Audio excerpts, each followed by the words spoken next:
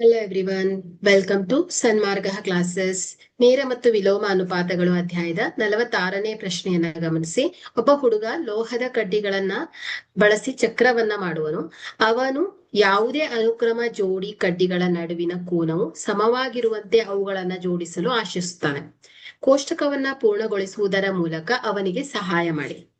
So ಇಲ್ಲಿ ಮೊದಲನೇ ಪ್ರಶ್ನೆ, ಅನುಕ್ರಮ ಜೋಡಿ ಕಡ್ಡಿಗಳು ಮತ್ತು ಕಡ್ಡಿಗಳ ಸಂಖ್ಯೆ ಉಂಟು ಮಾಡುವ ಕೋನಗಳು ವಿಲೋಮ ಅನುಪಾತದಲ್ಲಿದೆಯೇ ಅನ್ನೋದನ್ನ ಉತ್ತರಿಸ್ಬೇಕು. ಸೊ ಇಲ್ಲಿ ಒಂದು ಪೂರ್ಣ ಚಕ್ರದ ಒಟ್ಟು ಕೋನ ಎಷ್ಟಿರುತ್ತೆ ಹೇಳಿ? 360 ಡಿಗ್ರಿ ಇರುತ್ತೆ. ಸೊ ಕಡ್ಡಿಗಳ ಸಂಖ್ಯೆಯನ್ನ ನಾವು ಎನ್ ಮತ್ತು ಕಡ್ಡಿಗಳ ನಡುವಿನ ಕೋನವನ್ನ ಎಕ್ಸ್ ಅಂತ ಪರಿಗಣಿಸಿದ್ರೆ, ಸೊ ಅವುಗಳ ನಡುವಿನ ಸಂಬಂಧ ಏನಾಗುತ್ತೆ? X is equal to 360 degree divided by N.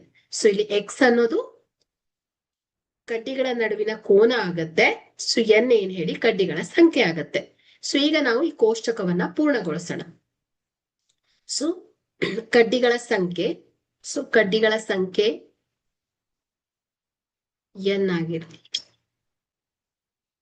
ಕಡ್ಡಿಗಳ ನಡುವಿನ ಕೋನ ಎಕ್ಸ್. ಸೊ ಈಗ ಇಲ್ಲಿ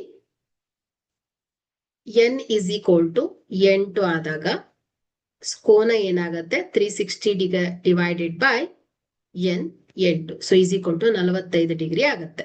ಸೊ 45 ಡಿಗ್ರಿ.